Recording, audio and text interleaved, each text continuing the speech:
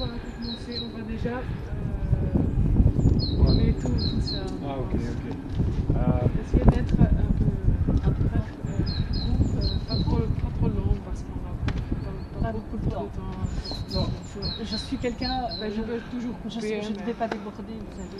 Mais il faut quand même savoir que ça fait plus d'1 an et demi que ce site existe, qu'il était beaucoup plus développé, qu'un jour, donc au départ, ce terrain était à construire, il est toujours à construire, il a été transformé en chantier.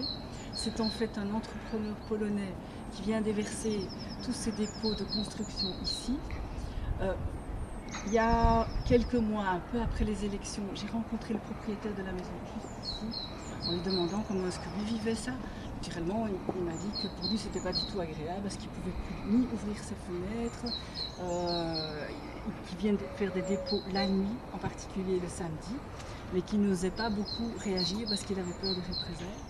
Alors on a réfléchi ensemble, pétition, pas pétition, puis moi je lui ai dit, écoute, je vais interpeller certaines personnes et j'ai commencé à écrire à l'IBGE, à la police de l'environnement, à Karine Layeux, qui était échevine de la propreté et qui l'est encore.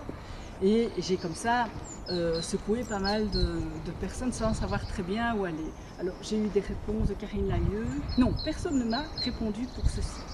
Donc il a vraiment fallu que j'aille plus loin, là où nous allons voir cet énorme dépôt, pour que les gens réagissent tout doucement.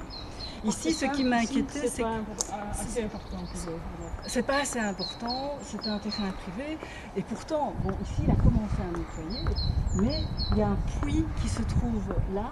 Il y avait plein, moi je me suis permise de rentrer dans le terrain pour qu'on puisse empêcher ces dépôts clandestins quotidiennement.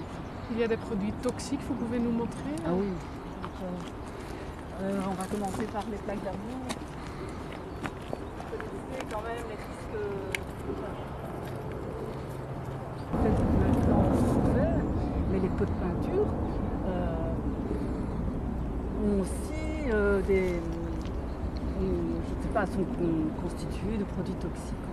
Vous êtes sûr que c'est de amiante? Ah oui, c'est de l'asbeste. C'est des plaques d'asbeste. Asbeste, c'est amiante, c'est éternite. Oui. Vous êtes sûr que c'est ça? Mais je ne suis pas une professionnelle, mais enfin, j'ai quand même été chercher sur le net. Et oui, j'ai découvert que c'était des plaques. Et la police de l'environnement m'a dit que c'était également des plaques d'amiante.